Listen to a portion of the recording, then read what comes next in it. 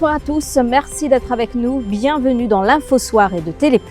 Interrogatoire under warning, arrestation pour chèque sans provision, liberté conditionnelle et point de presse. Résumé de la folle journée de Bruno Lorette en ce mardi 22 septembre. L'activiste social menace de faire une grève de la faim devant les casernes centrales. Autre arrestation pour délit similaire, celle d'Arvin Audit, actionnaire de l'ancienne radio privée Planète FM. Radio Plus conserve son titre de leader avec 53% de part d'audience, loin devant Top FM qui en compte 21%. Radio Plus est surtout plébiscité au niveau de l'information, révélation d'une étude réalisée par la société Kantar. Tirer le meilleur du confinement sanitaire, tel a été l'objectif de la commission diocésaine du tourisme. Elle accompagne les salariés de ce secteur qui se retrouvent aujourd'hui sans emploi et les aide dans une reconversion professionnelle en attendant des jours meilleurs. Bruno Lorette arrêté par le Central CID après une plainte consignée par Prithviraj Jugar le 16 septembre dernier. Ce directeur d'une société de location de voitures accuse l'activiste social de lui avoir remis un chèque sans provision de 8 000 roupies. Bruno Lorette a été traduit devant la justice cet après-midi et a été libéré contre une caution de 20 000 roupies et après avoir signé une reconnaissance de dette de 50 000 roupies à sa sortie du tribunal. Bruno Lorette a fait état d'un complot. L'activiste social a également dénoncé les agissements de la police et a menacé de tenir une grève de la faim devant les casernes centrales. Le point avec Alkis Ramdin et Terence O'Neill. Bruno Lorette a lui aussi consigné une déposition contre Prithviraj Jugar, car selon l'activiste social, il a réglé la totalité de sa dette le 17 juillet dernier. Les propriétaires là, ici téléphonement, ça veut dire le 17. Je dis Bruno, excuse-moi. Qu'est-ce dit ce mot, il est capable alors je dis excuse-moi, moi j'ai une pression avec mon collaborateur, avec mon associé pour mettre sa déposition là contre toi. OK, moi on a fait une fin settle, on a fait paiement qui finit faire. Donc, à cause de ça, un pire pour moi, il y a un cas de fausse and malicious declaration et aussi un cas d'extorsion. Bruno Lorette est aussi prêt à tenir une grève de la faim devant les casernes centrales si la police ne revoit pas sa copie. Si besoin faire une grève de la faim devant les casernes, pour faire, devant sur la porte, pour faire. Encore un coup, moi, le gouvernement, il peut tenir les communalistes quand nous avons tout ça, proche MSM qui est impliqué dans comment, dans WhatsApp groupe. Bruno Lorette a également justifié sa décision de vouloir manifester devant la résidence du Premier ministre. Le Parlement ne peut pas rappeler. Si bien finir rappeler le Parlement, le gouvernement bien travaille. Il commence à l'armée ça. L'armée ne peut pas faire président de la caserne. Je demande à la police permis, je ne peux pas regarder l'autorisation là. Si la police ne donne pas permis, je peux descendre dans le numéro 8. OK? Donc là, l'option là, il donne l'armée la police. Donc si la police a manifesté devant sur la porte, si la police demande l'autorisation pour aller là-bas, on va le faire lui. Si la police dit moi pas devant sur la porte, moi dans le numéro 8, mais moi dans la même commissaire, si le commissaire lui trouve que nous avons manifesté devant la porte pas venir diagnostiquer, moi permission là pour aller. Bruno Lorette dit être nullement découragé et dit être prêt à y laisser sa vie si besoin est. Donc parce que moi tant qu'on va sans Maurice, tant que Maurice n'est pas prôné, tant que tout le monde pas égal de ça Maurice, moi pas arrêter mon combat moi. Moi dis aux autres, moi prépare en prison, moi prépare la même pour quitter la ville au coltor et moi éprouver moi faire moi pendant on équipe arrêtement dans mon combat. Autre arrestation pour chèque sans provision, celle d'Arvin Audit, actionnaire de l'ancienne radio privée Planète FM. Il a été arrêté hier par la police de Rosehill pour émission d'un chèque sans provision de 800 000 roupies. Il a été traduit en cours de Rosehill ce mardi. Arvin Audit a retrouvé la liberté conditionnelle. Toujours aux casernes centrales, deuxième jour d'interrogatoire pour l'avocat Ashley Arangui dans le cadre d'une enquête du Central CID. L'internaute Shamim Korimbokus, plus connu sur la toile comme Shamim One and Only, a porté plainte contre l'homme de loi pour complot allégué contre Sherry Singh. Dans une déclaration à la presse à la mi-journée, Maître Ashley Arangui estime que le CEO de Mauritius Telecom doit step down. Ça l'enquête-là concerne lui. Je pense pour la décence que ce nom fin mentionné et que maintenant mon évidence qui peut venir et me demande lui qu'il puisse step down comme CEO Mauritius Telecom ZOGM. Et puis, le bureau du commissaire de police a reçu hier 3 demandes pour une manifestation le 7 novembre prochain. Des manifestations prévues devant les domiciles de Pravin Jugnauth, Navin Ramgoolam et Paul Béranger à Vakwa. Celles qui concernent le Premier ministre émanent justement de l'activiste social Bruno Lorette.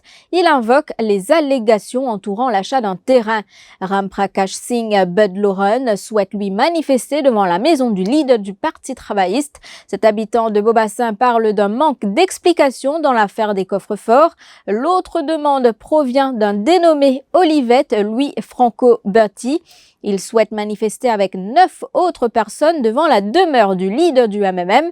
Il s'appuie sur les allégations dans l'affaire Saint-Louis pour solliciter l'aval du commissaire de police. Je vous retrouve après la pause.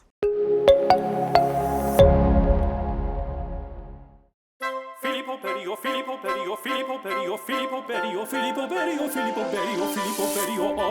150 years of perfection, of dedication, of the highest possible standards. All started with one man, Filippo Berio. Filippo Berio. His signature, our promise. Nous tout kon kiken comment li trouve nous li dire. Qui te pour boire? Dité, café, un petit verre d'ilé? Porta ça qui meilleur avec manse qui zot content, ça même zot plaisir. C'est ce qu'a zot l'émotion zot portaser. Abe pour qui content portaser, et si ou tu offert ou même ça qui meilleur, offert ou même. Dis-les promesses.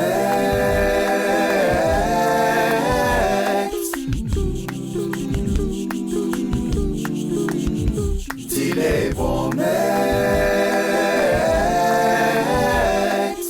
C'est une collection tasse 6 pour nous, Mauriciens. Comment sous collection? Quand on a acheté ça, c'est dit les Promex, ou gain une tasse bien originale en cadeau. Dit les Promex, portage l'émotion.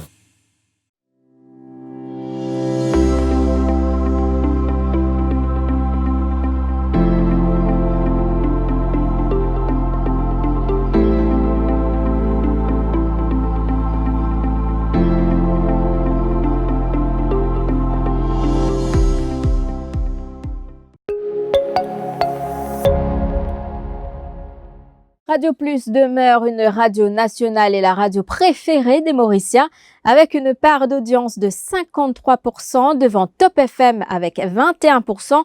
C'est ce qui ressort d'une étude réalisée par Kantar en juin et juillet de cette année. Sondage qui a été rendu public hier. Radio Plus est surtout plébiscité au niveau de l'information et le dit domaine. En effet, 70% des sondés qui préfèrent Radio Plus disent nous apprécier en raison de l'information. Ce créneau contribue ainsi largement à consolider la position de leader de Radio Plus.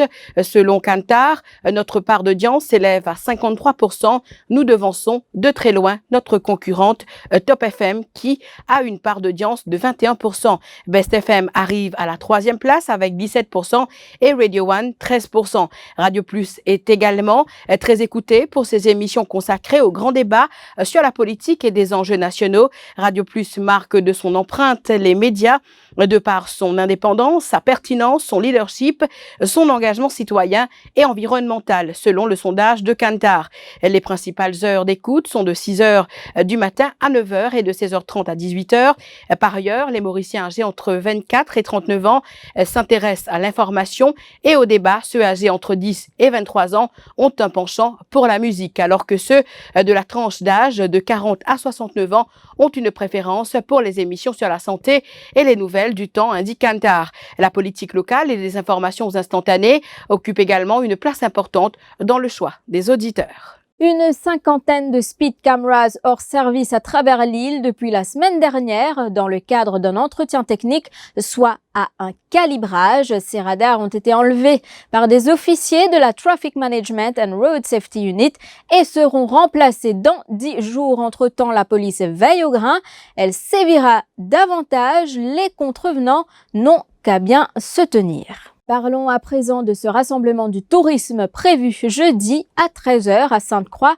Le rendez-vous annuel des employés du secteur, une cérémonie écuménique organisée par la Commission diocésaine du tourisme, aura lieu comme chaque année. Cette année, le contexte est particulier. Il y a plus de 30 ans, quand le cardinal Jean Margéot, à la suite de sa lettre pastorale intitulée « Le tourisme est une chance à ne pas perdre », avait lancé cette idée. Le tourisme mauricien était très porteur pour le pays.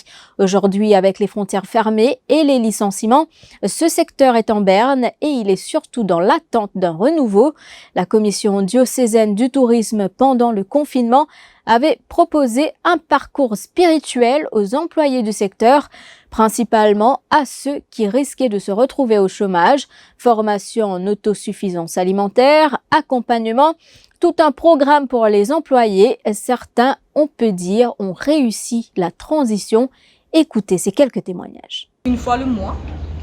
Donc, c'est des gens qui viennent là le samedi matin pendant une demi-journée.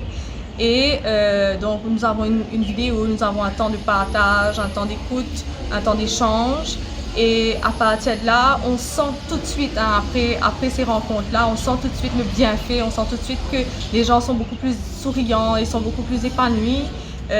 Et en plus, il y a beaucoup d'encouragement entre eux-mêmes, c'est-à-dire qu'il y a un, par exemple, qui s'est lancé dans son propre business, qui s'est recyclé pour faire du catering, pour faire différentes choses, une nouvelle idée de business. Donc ça encourage les autres, ils écoutent, ils entendent, ils réfléchissent aussi à leurs compétences. J'ai refait ma page, je me consacre à cette passion.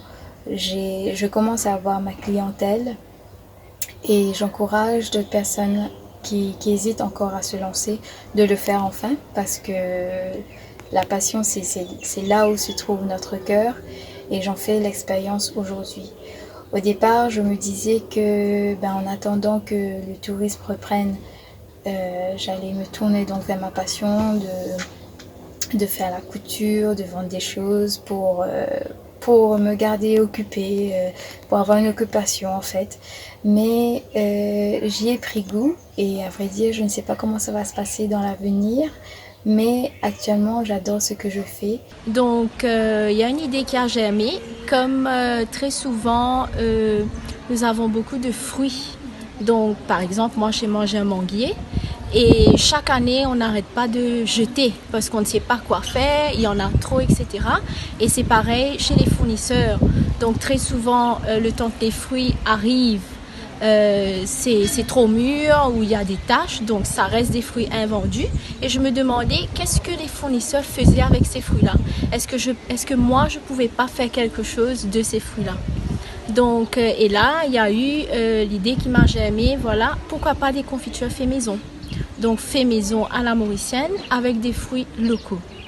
C'est ici que prend fin cette édition. Merci de l'avoir suivi. Je vous souhaite de passer une belle soirée avec Téléplus. L'info en continu sur le www.defimedia.info.